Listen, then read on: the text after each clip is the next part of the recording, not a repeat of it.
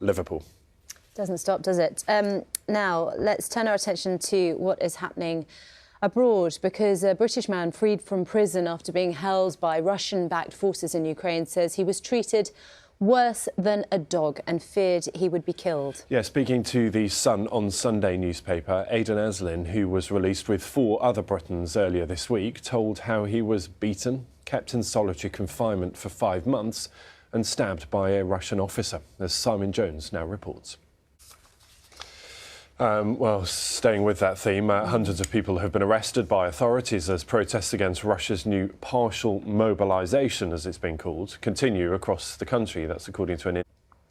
Have you seen all those pictures on social media of all the Russians going off, and and the mothers are crying, and the protests? It's interesting, isn't it? You get a little snapshot in those videos, and they are only a snapshot, but nonetheless you get a sense of the anger or some of the growing resentment, particularly from families that are losing loved ones and sons that are being asked to go to war. But yeah, really interesting that we're getting this little brief insight into what's going on. Yeah, we are going to be talking to John Simpson a little bit later on in the programme, about 8:10, about all of this and what it means for both the people of Ukraine and Russia.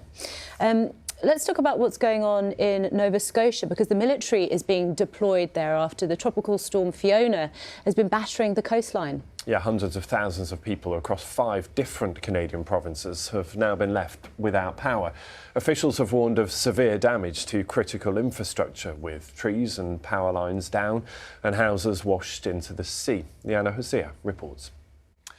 It is 17 minutes past 7 now. There's some pretty ferocious weather. There's a tropical storm Fiona that's hit parts of Canada. There's also a hurricane building in parts of the Gulf of Mexico. Louise is looking at that for the same. Yeah, absolutely. Who knows? Louise, thank you. We'll see you soon. Thank you. He's got his thermals on under there. Now, there's been plenty of criticism of the government's tax-cutting maxi budget from the Labour Party.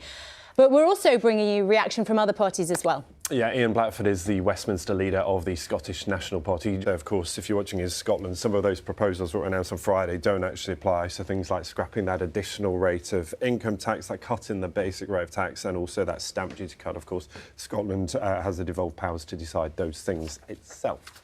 Interesting. We are going to be talking to Sir Ed Davey later on in the programme as well, to hear from the Lib Dems. Let's talk about Toby. At the age of 24, Toby Gutteridge was fulfilling a lifetime ambition. He was serving with the UK's Special Forces in Afghanistan. But that all ended when he was shot in the neck and left paralysed.